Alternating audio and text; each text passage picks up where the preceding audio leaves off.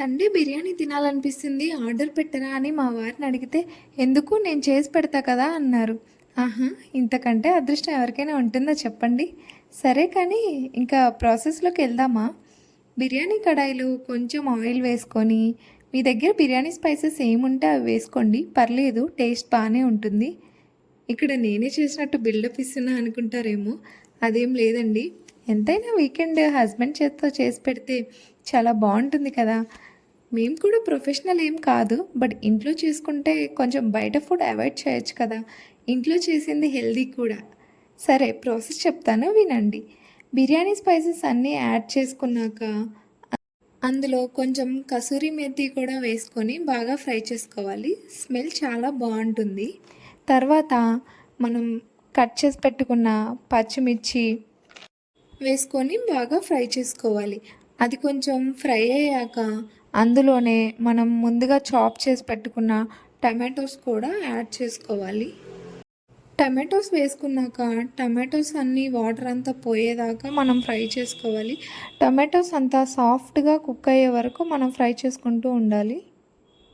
Tomatoes సాఫ్ట్గా అయ్యాక మనం ఇంట్లోనే ప్రిపేర్ చేసి పెట్టుకున్న అల్లం వెల్లుల్లి పేస్ట్ కూడా వేసుకొని అల్లం వెల్లుల్లి పేస్ట్ పచ్చివాసన పోయేదాకా మనం బాగా ఫ్రై చేసుకోవాలి. అల్లం వెల్లుల్లి పేస్ట్ ఫ్రెష్గా ప్రిపేర్ చేసుకుంది వేసుకుంటేనే టేస్ట్ బాగుంటుంది. ఇక్కడ మనం చికెన్ని బాగా వాష్ చేసుకొని అందులో వేసుకోవాలి. మేము చికెన్ని మ్యారినేట్ ఏం చేయలేదు, ఆల్రెడీ బిర్యానీలో చాలా స్పైసెస్ వేస్తాం కదా, అందుకే చికెన్ని అలా డైరెక్ట్గా వేసుకుంటున్నాము. చికెన్ వేసాక స్పైసెస్ అన్నీ మిక్స్ అయ్యేలాగా ఒకసారి బాగా కలుపుకోవాలి. ఇక్కడ నేను మెజర్మెంట్స్ ఏం చెప్పట్లేదు, మేము ఒక 4 మెంబర్స్కి సరిపోయేలాగా ప్రిపేర్ చేసుకుంటున్నాం. స్పైసెస్ అన్నీ చికెన్కి బాగా పట్టేలాగా కొద్దిసేపు అలానే కలుపుతూ ఉండాలి. చికెన్కి బాగా పట్టేలా కలపాలి. అందులోనే కొంచెం పసుపు, టేస్ట్కి తగినంత కారం కూడా వేసుకొని చికెన్లో వాటర్ అంతా బయటకు వచ్చేలాగా కలుపుతూ ఉండాలి. తర్వాత మనం ఇంట్లోనే ప్రిపేర్ చేసి పెట్టుకున్న హోల్ గరం మసాలా కూడా అందులో వేసుకోవాలి. అందులోనే కొంచెం కర్డ్ కూడా వేసుకుంటే టేస్ట్ చాలా బాగుంటుంది.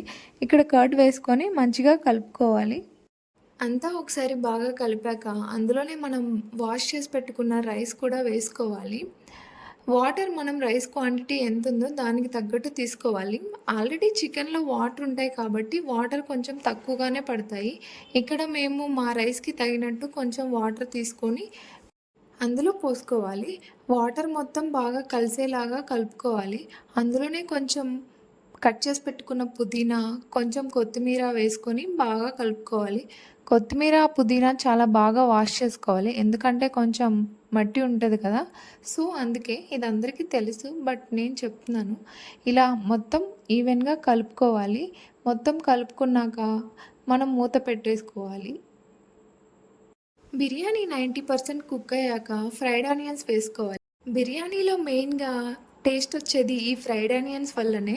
ఇవి వేసుకున్నాక మూత పెట్టుకొని దమ్ కోసం వెయిట్ పెట్టుకోవాలి. ఇక్కడ నేను చెక్ చేస్తున్నాను బిర్యానీ అయిపోయిందా లేదా. సో రివ్యూ ఇచ్చే టైం వచ్చింది.